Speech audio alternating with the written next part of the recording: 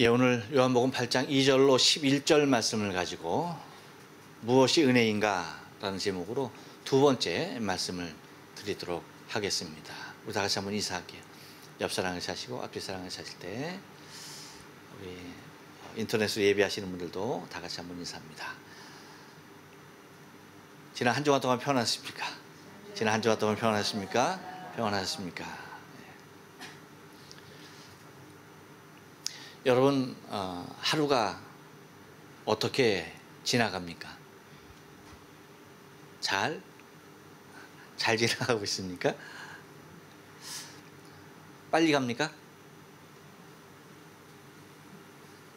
지루해요? 슬로우 비디오예요? 너무한가요?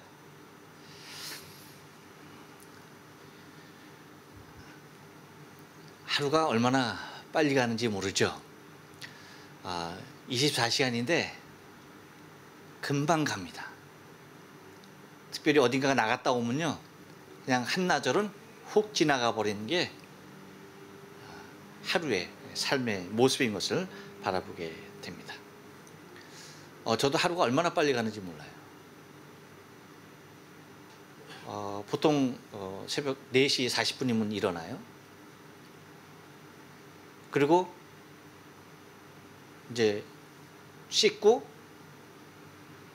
교회 나와서 5시 반, 그리고 교회에서 기도 1시간 내지 1시간 반 하고 집에 가요. 그러면 이제 아침 먹어요. 그리고 배가 고프니까 못 살잖아요. 그리고 성경 한 1시간 반에서 2시간, 그러면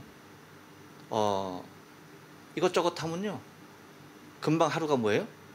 또 뭐예요? 금방 또 잘 시간이에요. 10시면 TV 자야 되잖아. 그렇게 얼마나 빨리 하루가 가는지 몰라요. 그런데 여러분, 하루도 빨리 가지만 일주일도 어떻게 갑니까? 쏜살같이 갑니다. 일주일도 얼마나 빨리 가는지 몰라요.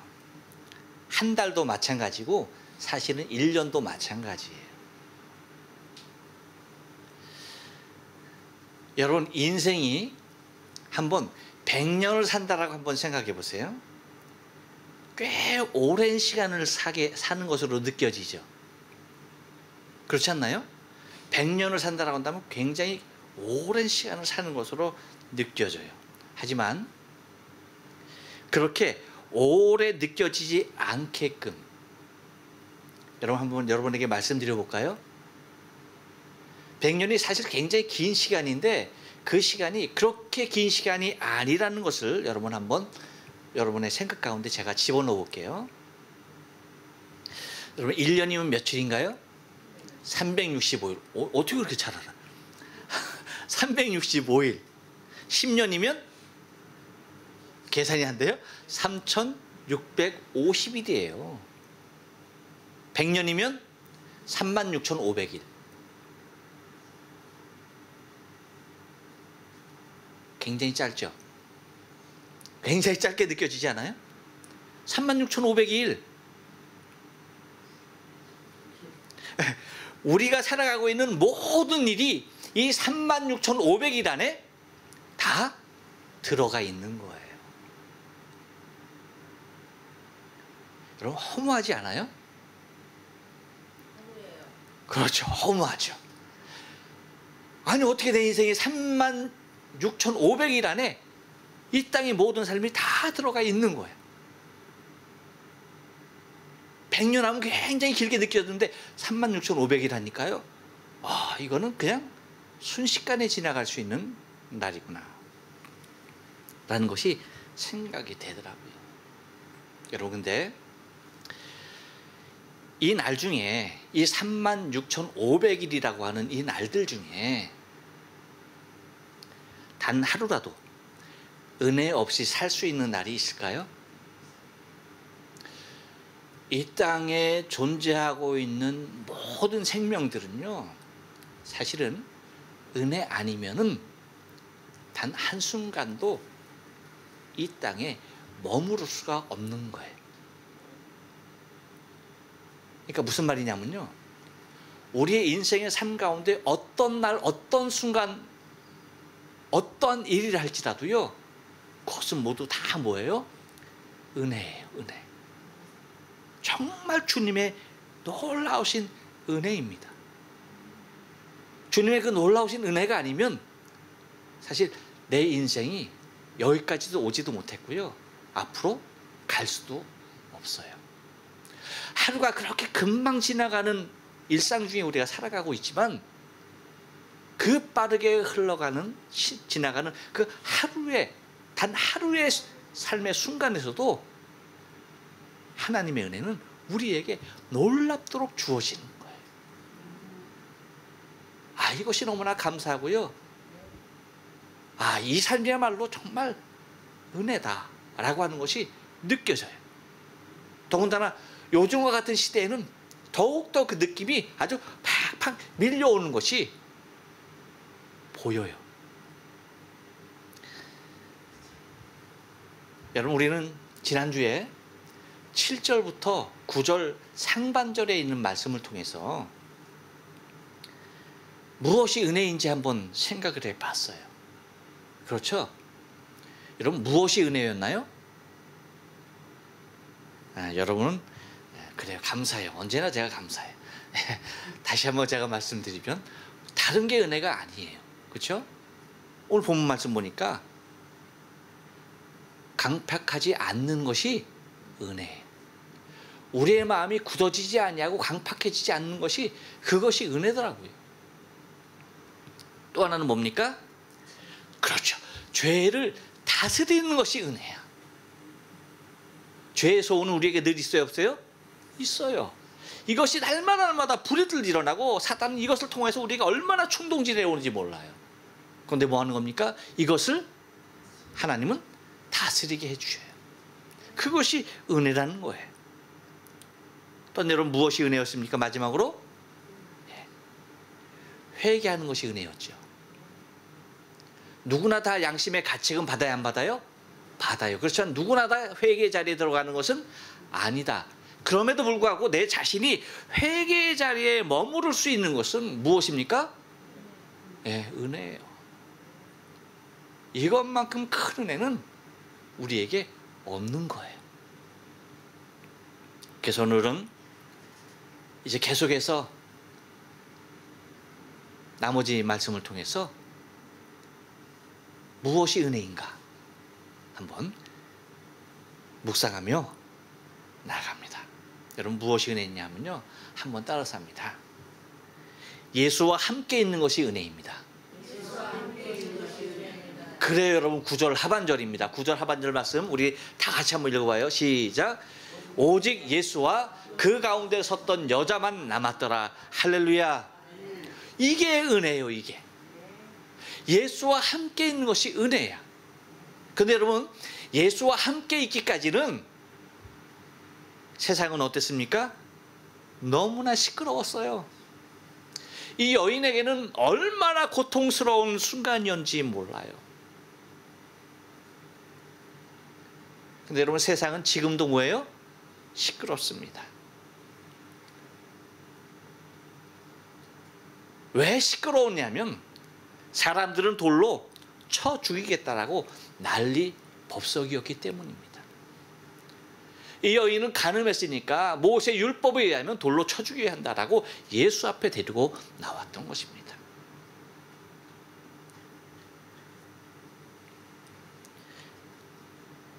이 여인에게 무슨 소리가 들릴까요? 모든 사람이 그 여인을 향하여서 돌로 죽이겠다라고 씩씩대고 소리치고 있는 그 모습 가운데 이 여인은 얼마나 불안해야 했겠습니까? 그런데 참 은혜가 뭐냐면요, 우리가 아무리 죽을 지경에 몰려있다 할지라도 주의 은혜가 그곳에 머물면요, 어떤 일이 일어납니까? 그렇게 시끄러워서 그렇게 난리였던 그 세계가 일정한 시간이 지나고 나니까 어떻게 변했어요? 너무나 고요한 세상으로 바뀌고야 말았어요.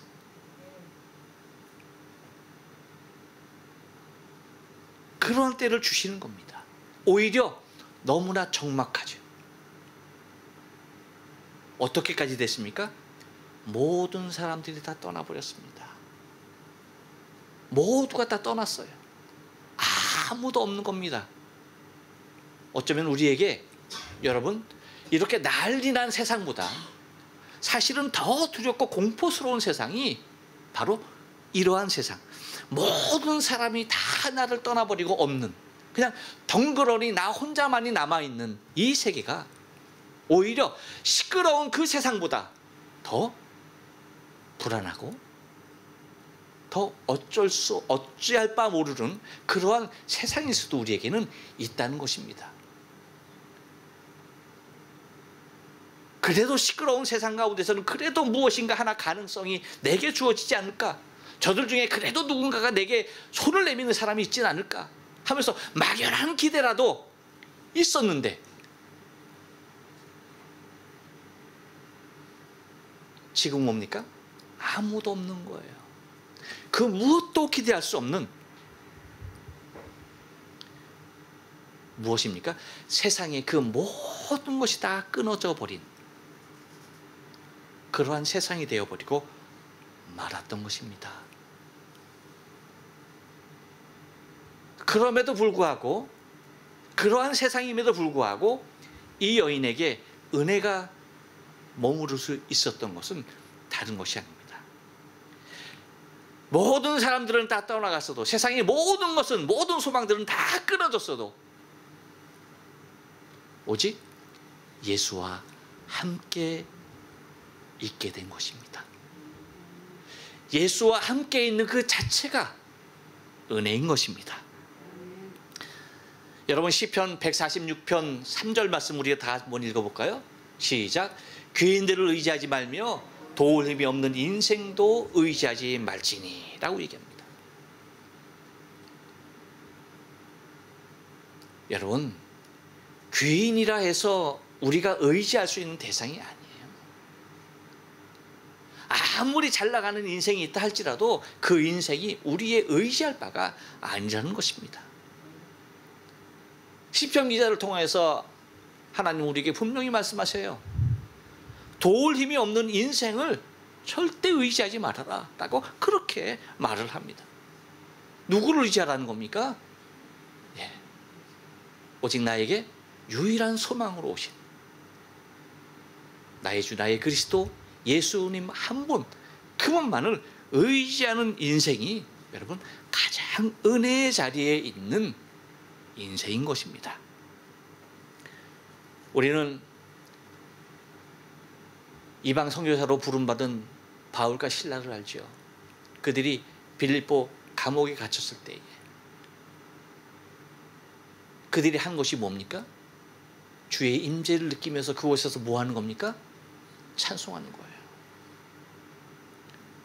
아무도 없는 그 자리에서 그들은 주를 향하여서 찬송을 그치지 아니했던 것입니다. 여러분 느부갓네살 시대에 사드락과 메삭과 아벳네고는 어땠습니까? 다니엘 3장에 보니까 풀불에 던져집니다. 그럼에도 뭐예요? 거기 누가 계시는 겁니까? 우리 주님께서 계시는 거예요. 세상의 모든 사람들은 다 단절되어도 오직 뭐예요? 누가 계시는 겁니까? 주님이 계시는 거예요. 코로나가 저와 여러분을 이렇게 떨어뜨려 놨어도 여러분이 계시는 그곳, 그리고 내가 있는 이곳 누가 계시는 겁니까? 우리 주님께서 함께 계시는 것입니다. 다리오 왕 때의 다니엘들 어땠습니까 여러분? 다니엘 6장에 보니까 사자굴에서도 사자들을 입을 봉하신 분이 계셨더라고요. 철저하게 홀로 된 모습 가운데 찾아오시는 분이 누구였습니까? 예수님입니다. 모든 사람들이 다 떠났어도 그녀 앞을 지키고 계신 분은 예수님 한 분이셨습니다.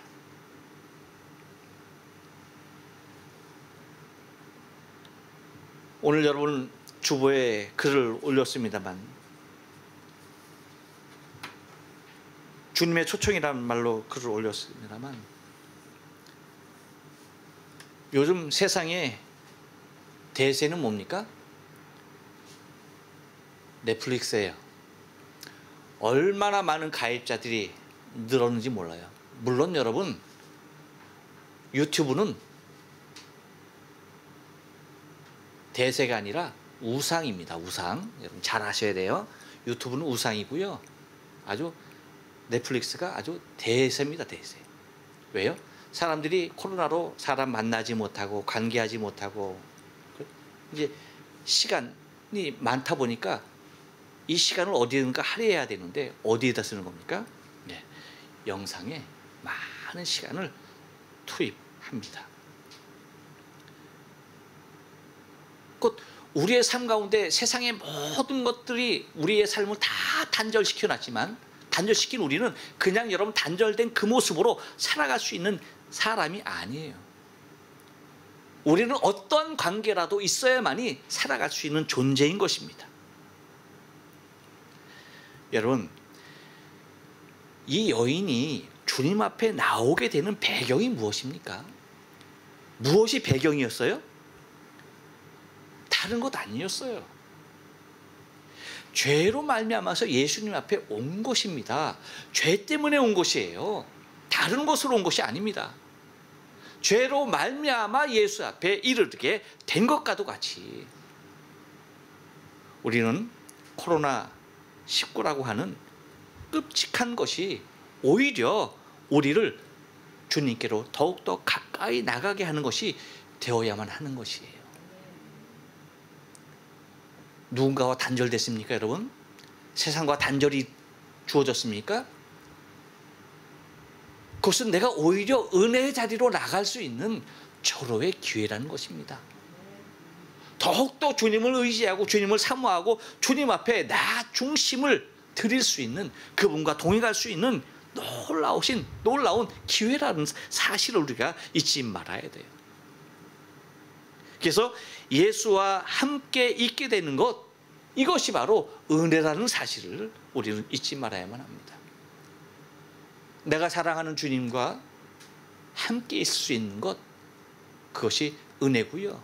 나를 사랑해 주시는 주님과 함께 있을 수 있는 것, 그것이 은혜입니다. 가늠한 여인은 지금 주님 앞에 홀로 있습니다. 우리 또한 이러한 세상 가운데 내 자신이 주님 앞에 덩그러니 나와 있는 이 모습이 얼마나 귀하고 아름다운지 모릅니다. 여러분 홀로 되었습니까? 여러분 주위에 아무도 없습니까? 아무도 없는 그곳에 계신 분이 누구일까요? 예수님이죠. 아무도 자리하고 있지 아니하는 그곳에 내 앞에 앉아 계신 분이 오직 예수 그리스도 그분이었던 것입니다.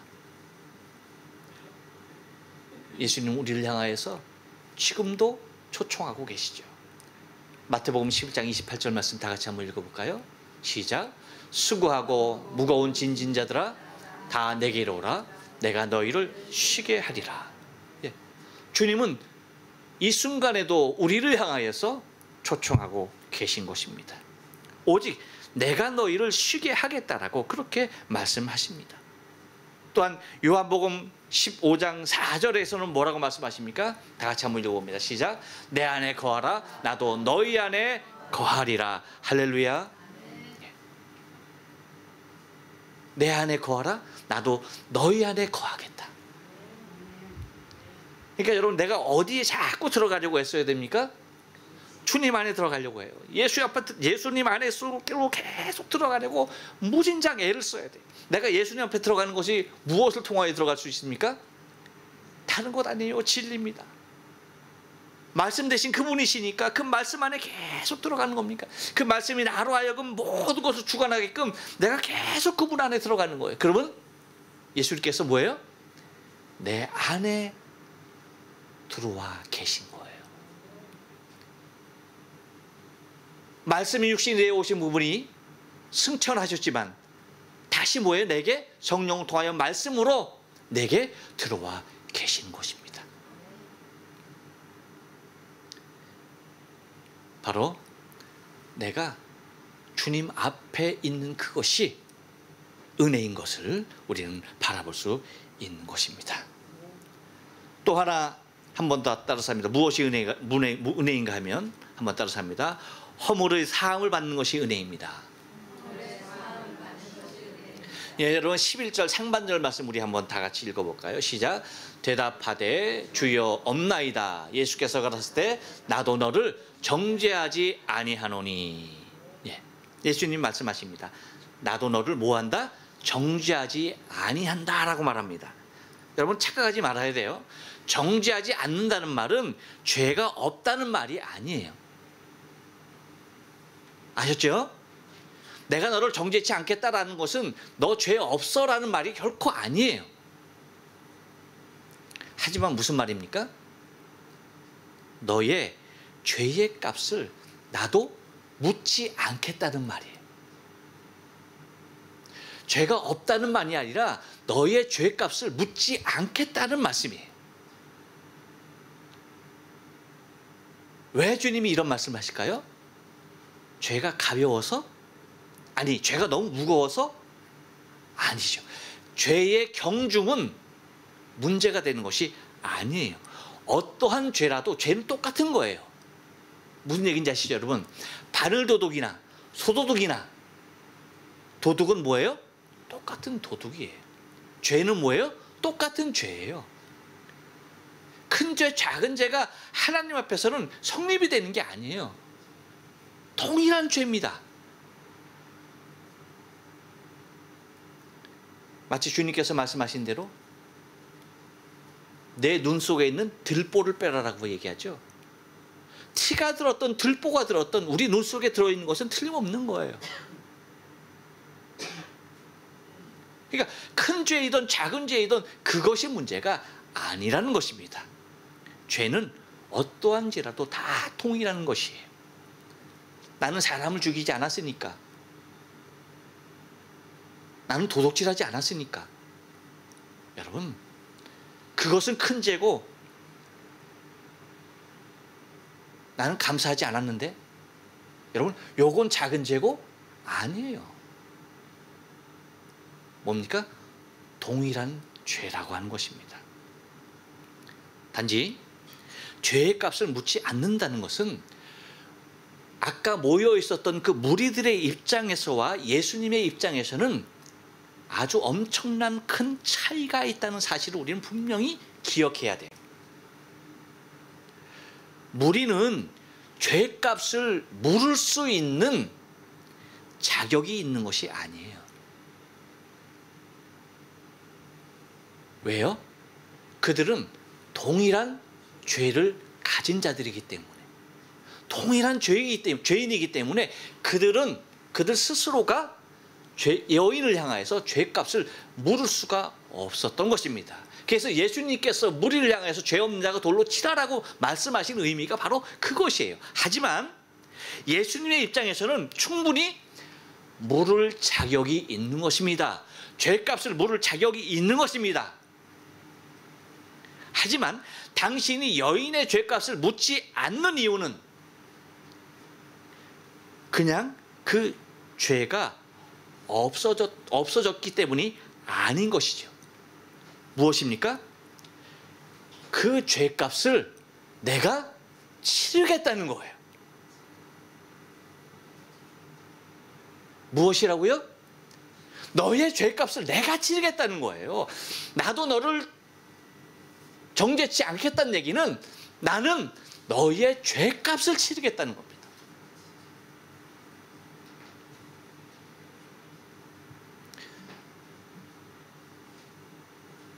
가늠한 여인도 죄인이고요. 저도 죄인입니다. 그리고 여러분도 다 죄인입니다. 우리 모두는 다 죄인입니다.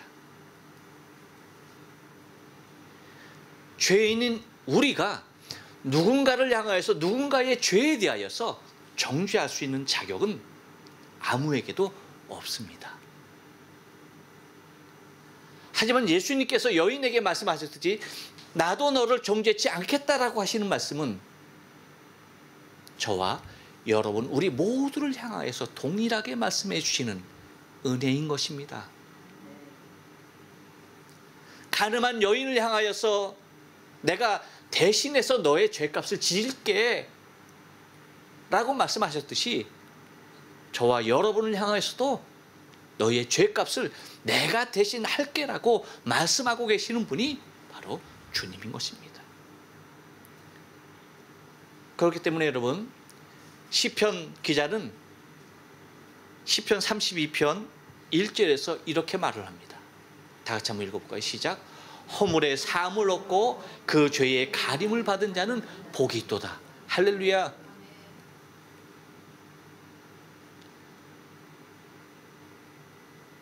허물의 사함을 받고 그 죄의 가리움을 받은 자가 복되다라고 얘기하시는 것입니다.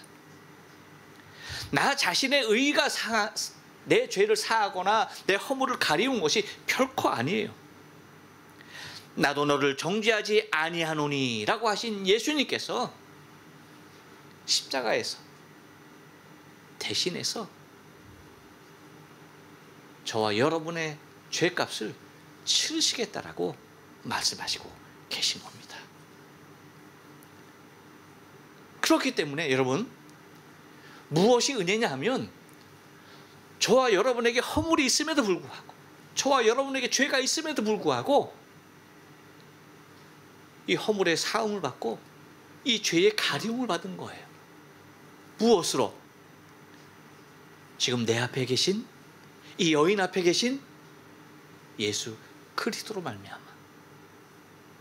동일한 죄를 지는 자들은 서로 죽이겠다라고 돌을 던지겠다라고 작정을 하고 있었지만 오히려 죄를 분명하게 그 값을 물을 수 있는 자격이 계신 예수님께서는 오히려 묻지 아니하면서 내가 너희의 죄값을 지을게라고 하시면서 우리의 죄와 허물에 대하여서 가리워 주신 것입니다. 이것이 은혜죠. 여러분 순간순간 우리가 순간순간 주의 보혈로서 죄 씻음을 받으며 허물의 사함을 받으며 주 앞에 설 수 있는 자가 된 것이 은혜임을 믿습니다. 또 하나 여러분 은혜가 무엇일까요? 한 번 더 따라삽니다. 죄에서 떠나는 것이 은혜입니다. 예, 여러분 11절 하반절 저 함이 아니라 11절 하반절 말씀 보면 뭐라고 말합니까? 다 같이 한번 읽어볼까요? 시작. 가서 다시는 죄를 범치 말라 하시니라. 할렐루야. 예. 왜 가서 다시는 죄를 범치 말라라고 얘기할까요? 왜 주님께서 그렇게 말씀하셨을까요? 다른 것 아닙니다.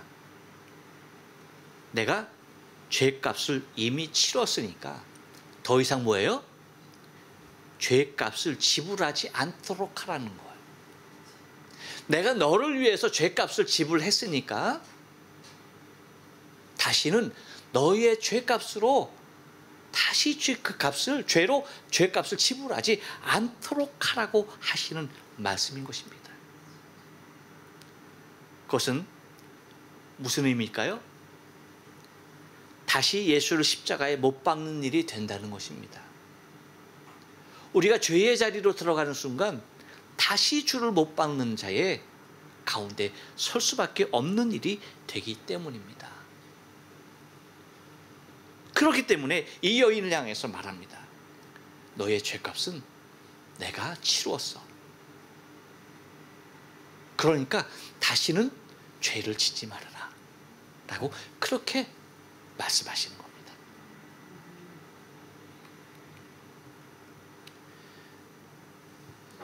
우리가 기억해야 할 것이 있습니다.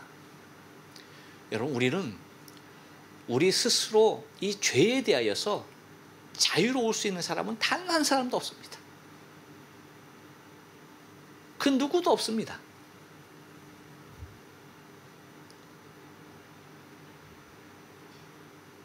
어떠한 사람이라 할지라도 아무리 선한 사람이라 할지라도 그 죄에 대하여서 자유할 수 있는 사람은 그 누구도 없어요. 하지만 우리 주님께서 우리에게 자유를 선포하십니다.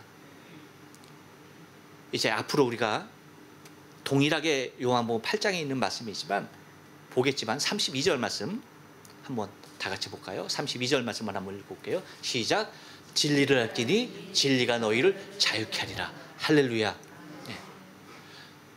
진리가 너희를 자유케 한다. 진리를 알지니 진리가 너희를 자유케. 다시 말하면 진리 외에는 우리를 죄에서 자유케 할 것이 결코 없다는 것입니다. 그런데 유대인들은 이 말씀을 듣고 예수 앞에 하는 말이 뭐예요? 그렇게 말하죠. 33절. 저희가 대답하되 우리가 아브라함의 자손이라 남의 종이 된 적이 없거늘 어찌하여 우리가 자유케 되리라 하느냐라고 물어요. 이렇게 관점이 달라도 너무 달라. 메시아를 향하여서 그리스도 예수를 향하여서 하나님을 향하여서 하는 말이 이런 말밖에는 못하는 거예요. 그렇게 말하는 예수님께서 그렇게 말하는 유대인을 향해서 예수님께서 대답하신 것이 뭡니까? 34절 다 같이 한번 읽어봅니다. 시작. 예수께서 대답하시되 진실로 진실로 너희에게 이르노니 죄를 범하는 자마다 죄의 종이니라. 할렐루야. 죄를 범하는 자마다 다 죄의 종이다라고 얘기를 하는 거예요. 그러니까 예수님께서 이 여인에게 하는 말씀이 뭐예요? 가서 다시는 죄를 범하지 말라라는 얘기는 뭐예요? 죄의 종이 되지 말라는 거예요. 네가 지금까지 죄의 종으로 살았기 때문에 이러한 고통이 있고 이런 아픔이 있지만, 하지만 진리가 내가 너를 자유케 했으니까, 내가 너의 죄값을 치렀으니까, 내가 너를 자유케 했으니까, 진리가 누굽니까? 예수님 아닙니까? 내가 곧 길이요 진리요 생명이다. 진리 대신 예수님께서 그 값을 치르시고 내가 너에게 참 자유를 주었으니까 다시는 뭐예요? 죄의 종이 되지 말아라. 죄의 종이 되지 말아라. 더 이상 죄의 자녀로 살지 말아라. 죄의 종이 되어서 거기에 얽매여서 살지 말아라 라고 얘기하는 겁니다.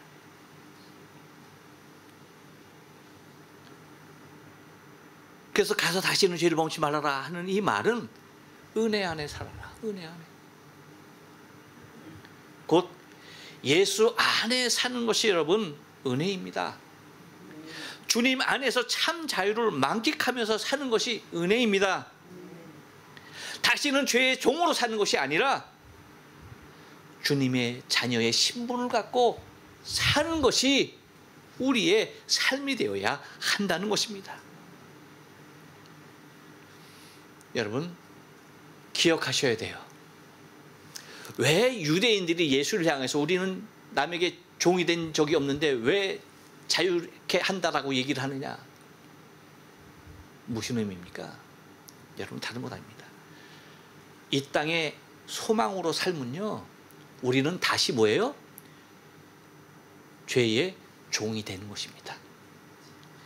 이 생에 만족으로 살아가려고 하면요, 우리는 뭐예요? 다시 죄의 종의 자리로 들어갈 수밖에 없어요. 우리가 육신의 정욕으로 살려고 한다면 그것은 곧 죄의 자리, 그 자리에 머물 수밖에 없다는 것입니다. 육신의 자랑으로 살려고 한다면 우리가 머무는 것은 뭐예요? 죄의 종의 자리인 것입니다. 나를 나의 모든 죄에서 자유케 하신 예수 안에 있는 하늘의 소망으로 살아야 돼요. 이 땅의 소망이 아닙니다. 하늘의 소망으로 살아야 합니다. 이 세상의 모든 사람들이 다 떠나갔고, 아까 말씀드린 대로 이 세상의 모든 소망이 다 끊어졌어도 뭡니까? 하늘의 소망이, 그것이 나의 삶을 움직이고 그것이 나를 자유케 하고 그것이 나로 진리 안에 자유케 하는 자리로 초청하고 있는 것임을 잊지 말아야 돼요. 주님 한 분만으로 만족해야 합니다. 정말이에요. 다른 것 없습니다. 주님 그분 한 분만으로 만족하며 살 수 있어야 돼요.